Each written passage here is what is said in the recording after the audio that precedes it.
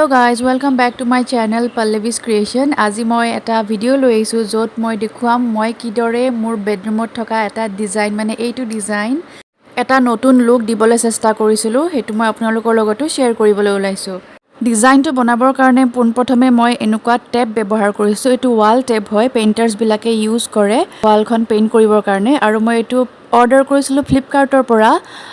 তাৰ পিছতে মই এটো ভিডিওত দেখুৱাৰ ধৰণে ডিজাইনটো আগতে বনাই ললো। ডিজাইনটো বনাওতে মই কোনো ধৰণৰ মেজাৰমেন্ট কৰা নাই। মই আইডিয়া কৰি নিৰ্দিষ্ট স্থানত টেপ কেটা বহাই গৈছো আৰু টেপ কেটাৰ বাহিৰত যিখিনি এক্সট্ৰা অংশ ওলাই আছিল সেইখিনি এখন ব্লেডৰ সহায়ত কাটি দিছো। কাটি দিওতে অলপ সাৱধান হ'ব লাগে যাতে বেছি দৰকৈ কাটিলে বেকগ্ৰাউণ্ডৰ কালাৰটো উঠি আহিব পাৰে। আৰু এটো সাইডৰ এটো ডিজাইনত এনেকুৱা হৈছে, ডিজাইনটো এনেকুৱা হৈছে। ইয়াতে মই এতিয়া কালাৰখিনি কৰিবৰ কাৰণে ৰেডি হৈছে। বেলেগ কাম সব বাদ দি যদি এটুতে ধৰে তেতিয়া হলে এদিন বা দুদিনৰ ভিতৰতে এইখিনি অন্তত কাম কমপ্লিট হৈ যায়। কিন্তু মই পাৰা নাই, নোৱাৰাৰ কাৰণ হৈছে এইজনী। আৰু মোৰ গোটেইখিনি ডিজাইন কৰি হৈ গ'ল। এতিয়া কৰিম কালাৰ। কালাৰৰ কাৰণে মই ব্যৱহাৰ কৰিছো বেকগ্ৰাউণ্ডত দিবৰ কাৰণে হোৱাইট কালাৰটো ব্ৰাছৰ সহায়ত দিম। বেকগ্ৰাউণ্ডত হোৱাইট কালাৰটো এই কাৰণে দিবলগীয়া হৈছে যে যেটো ডিজাইনৰ কালাৰ আছে এটো আছে মেৰুন কালাৰ। মেৰুন কালাৰৰ ওপৰত আপুনি বেলেগ যিকোনো পাতল কালাৰ লগাওক কেতিয়াও ফুটি নুঠে।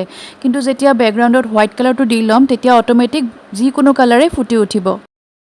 আৰু হোৱাইট কালাৰটো মই দুটাকে লেয়াৰ মাৰি লৈছো। এবাৰ শুকুৱাৰ পিছত আৰু এবাৰ মাৰি লৈছো। হোৱাইটৰ ওপৰত মাৰিবৰ কাৰণে মই দুটা কালাৰ সিলেক্ট কৰিছো। এটা হৈছে ইয়েলো আৰু এটা হৈছে ব্লু। ইয়েলো কালাৰটো উলিয়াই লৈ এনেকুৱা এটা পলিথিন লৈছো। পলিথিনটো অলপমান এনেকে লৈছো ভিডিওত দেখুৱাৰ দৰে। তাৰ পিছত মই কালাৰটো লগাই সিম্পলি টেপ টেপ কৰি গৈছো। এনেকে গলে কি হ'ব, তলৰ যেটো হোৱাইট কালাৰ অলপ অলপ ওলাই থাকিব, কালাৰটো এটা ধুনিয়া লুক দিব। একদম প্লেন হোৱাতকৈ এনেকে থাকিলে বেছি ভাল লাগে বুলি মই ভাবিলো। এই গোটেই কামখিনিৰ ভিতৰতে এইখিনিয়ে আছিল সবচে সহজ কাম, ইয়েলো আৰু ব্লু কালাৰটো লগোৱা, কাৰণ এইখিনি একদম কম সময়তে হৈ গৈছে। এই ইয়েলো, ব্লু আৰু হোৱাইট কালাৰটো একচুয়ালি ৱালত কৰা কালাৰ নহয়, এটো আছিল কাঠত কৰা কালাৰ। কিন্তু কম পৰিমাণে ৱালতো ব্যৱহাৰ কৰিব পাৰি। যেহেতু মোৰ বহুত কাম নাছিল, অকল ডিজাইনখিনিয়ে কৰিব লগা আছিল, সেইকাৰণে মই এই কালাৰ কেটাকে লৈ আহিছো। ৱালত কৰা কালাৰ বিলাক 1 কেজিতকে তলত নেপায়, সেইকাৰণে 1 কেজি আনি মই অকমান কামৰ কাৰণে কিয় পেলাই থওঁ, সেইকাৰণে মই এই কালাৰে লৈ আহিছিলো। আৰু কালাৰ দিয়া হৈ গ'ল। এতিয়া আসল কামটোলৈ আহিছো। আসল ডিজাইনটো এতিয়াহে ওলাব যেতিয়া মই এই টেপ বিলাক যে লগাইছিলো সেইবিলাক উঠাই দিম। এই টেপ বিলাক বহুত সাৱধানেৰে উঠাব লাগিব, কাৰণ কেতিয়াবা কি হয় টেপটো উঠাওতে তলৰ যেটো বেকগ্ৰাউণ্ডৰ কালাৰ আছিল হেতু কেতিয়াবা উঠি আহে। মোৰো উঠি আহিছে কিন্তু খুব কম। এইটো সমস্যাৰ সমাধান এটাই যে আপোনাৰ বেকগ্ৰাউণ্ডৰ কালাৰ কেটা এভেইলেবল থাকিব লাগিব।